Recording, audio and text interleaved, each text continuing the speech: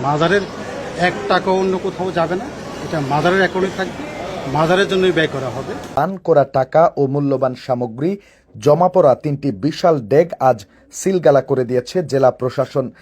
বললাম না, খারাপ মানুষের সংখ্যা এই বাংলাদেশে বেশি না। খারাপ মানুষের সংখ্যা বাংলাদেশে সর্বোচ্চ 5%, অথবা তার চেয়ে যদি সবচেয়ে বেশি যায় 10%। এর বেশি কিন্তু খারাপ মানুষের সংখ্যা নাই। কিন্তু সমস্যা কি জানেন? সমস্যা হচ্ছে যে ভালো যে 95% বা 90% মানুষগুলো আছে, এরা চুপ থাকে। এরা চুপ থাকার কারণে এই যে অল্প সংখ্যক খারাপ যারা আছে, এরা খারাপটা করার সুযোগ পায়। এই যে সিলেটের যে ব্যাপারটা চলতেছে এখন, ডিসি সারোয়ার, উনি নেহাত একজন ভালো মানুষ। এখন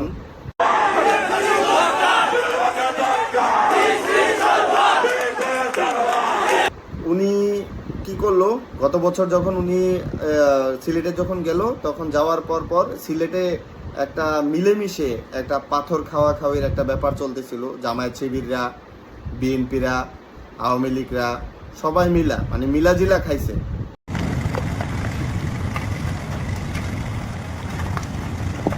সিলেটের সাদা পাথরের প্রাকৃতিক সৌন্দর্য এখন বিপদের মুখে। স্থানীয়রা জানাচ্ছে, পাথর চুরি হচ্ছে, এমনকি পর্যটকেরা এবং সাধারণ মানুষদের চোখের সামনে। তো খাইয়া হজম করতে পারে নাই। ডিসি সারোয়ার কিন্তু একবারে পুরা হাত দিয়ে জায়গা থেকে আবার জায়গা মতো নিয়ে গেছে। এখন পর্যন্ত আমরা প্রায় 26 লক্ষ ঘনফুটের উপরে পাথর আমরা পেয়েছি, উদ্ধার এবং জব্দ করা হয়েছে। এর মধ্যে মানে হজম করতে পারে নাই। আচ্ছা, তারপরে তারপর থেকে তার অনেকগুলা ভালো কাজ ছিল। তো এইবার এসে এই যে মাজারের ব্যাপারে হাত দিল। মাজারের ব্যাপারে একটা সিন্ডিকেট চলে এখানে, কমিশন, এই জায়গার কমিশন বড় বড় মন্ত্রী এমপিরা পায়।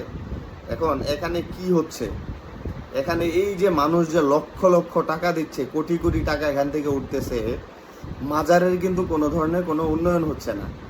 মাজার কিন্তু যেই সেই, ওখানে আপনি গেলে প্রস্তাব করতে অ্যাভেলেবেল জায়গা পাবেন না, ওয়াশরুমে যাওয়ার অ্যাভেলেবেল জায়গা পাবেন না, উজু করার অ্যাভেলেবেল জায়গা পাবেন না, মানে যা ইচ্ছা তা অবস্থা। আপনি দেখেন আমাদের ডান পাশে মসজিদ, আর মসজিদের পাশে অজুখানা, প্রস্তাবখানা, আমরা ঠিক মতো বসে প্রস্তাব করা যায় না। এই প্রস্তাবের অংশ বা খাবারের মধ্যে জড়ে যায়। কেন এত এত এত কিনতা, কেন এত বকিলতা, কেন? এই বকিলতা দূর হোক, আমাদের দিলকে আল্লাহ প্রশস্ত করে দিন। কিন্তু মাজারে যেই পরিমাণে টাকা উঠে, এই টাকাগুলো দিয়ে যদি শুধু মাজারের উন্নয়নের কাজ করতো, বা মাজারের ওই জায়গার যে এতিমখানাগুলো আছে, মাদ্রাসাগুলো আছে, ওইগুলার উন্নয়নের কাজ করতো, এগুলা অনেক ভালো অবস্থানে থাকতো। আসলে আমরা এখানে খুঁজতে দেখে দেখলাম যে এখানে এই যে প্রতিদিন যে আয় হয়, এই আয় এবং ব্যয়ের কোনো হিসাব তাদের কাছে নাই, এবং মাজারে আসলে কোনো ফান্ডে কোনো টাকা নাই। এখানে কিছু ব্যক্তি যারা আছেন তারা আসলে আদায় করেন, এবং আদায় করে এটা তাদের মতো করে তারা ভাগ বটর করেন। এখানে কোনো কিছু হিসাব রাখা হয় না। আমরা কিছু কিছু মানুষ তো বলে যে মানে স্বর্ণ দিয়ে রাস্তা বান্ধানো যাইতো, দুই কথার কথা, কিন্তু তার চেয়ে খারাপ, মানে খারাপ কিছু বলে নাই কথাটা।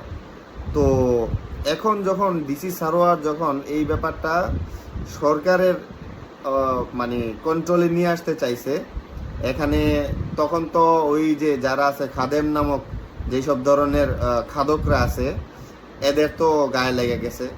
উপস্থিতিতে যেহেতু সময় সেটা খোলা হবে এবং মাজারের অ্যাকাউন্টে টাকা জমা হবে, অর্থাৎ মাজারের ১ টাকাও অন্য কোথাও যাবে না, এটা মাজারের অ্যাকাউন্টে থাকবে, মাজারের জন্যই ব্যয় করা হবে।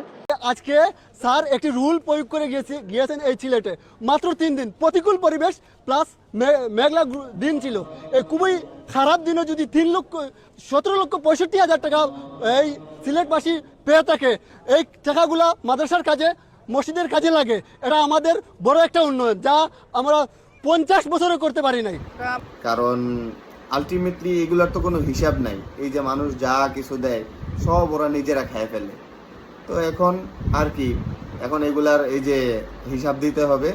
এই কারণে কি করলো, এই ডিসি সারোয়ারকেই, ওরা কতটা পাওয়ারফুল, ওরা ডিসি সারোয়ারকেই সিলেট থেকে হচ্ছে যে মানে তারা দেওয়ার চেষ্টা করলো ইনস্ট্যান্ট। সিলেটের জেলা প্রশাসক মোহাম্মদ সারোয়ার আলমকে প্রত্যাহার করে জনপ্রশাসন মন্ত্রণালয়ে সংযুক্ত করা হয়েছে। জনপ্রশাসন মন্ত্রণালয়ের এক প্রজ্ঞাপনে এই তথ্য জানানো হয়েছে। এতে বলা হয়েছে, সারোয়ার আলমকে বদলি করে জনপ্রশাসন মন্ত্রণালয়ের উপসচিব পদে পদায়ন করা হলো।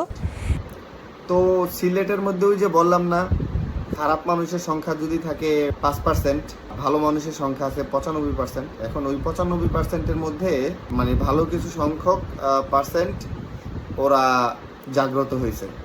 ওরা এখন ওনাকে ওখানে রাখার জন্য সর্বোচ্চ চেষ্টা করতেছে।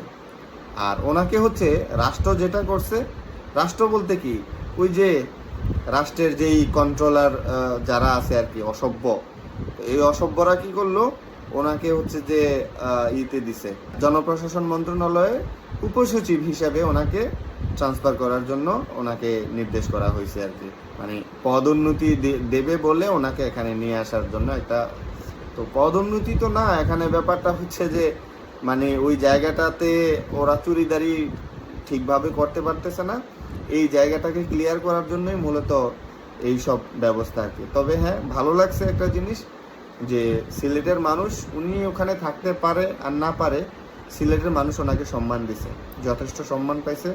উনিও এই সম্মান পেয়ে যথেষ্ট হ্যাপি, ওনার ফেসেও সব কিছু বুঝে গেছে। তবে হ্যাঁ, বাঙালি আমরা যদি ভালো কিছু যদি আমরা না ধরে রাখতে পারি, তাহলে এটা আমাদেরই কপাল পড়া যাবে। সিলেটবাসী যদি এখন ওনাকে ওখানে না রাখতে পারে, এটা সিলেটবাসীর ব্যর্থতা হবে। কারণ ওখান থেকে সরানোর জন্য চেষ্টা করতেছে সিলেটবাসীরাই, আবার ওখানে রাখার জন্য চেষ্টা করতেছে সিলেটবাসীরাই। আলটিমেটলি খারাপটা যেতে না ভালোটা যেতে, এটা আমরা ভবিষ্যতে দেখতে পাবো। আপনার কাছে কি মনে হয়, খারাপটা জিতবে না ভালোটা জিতবে?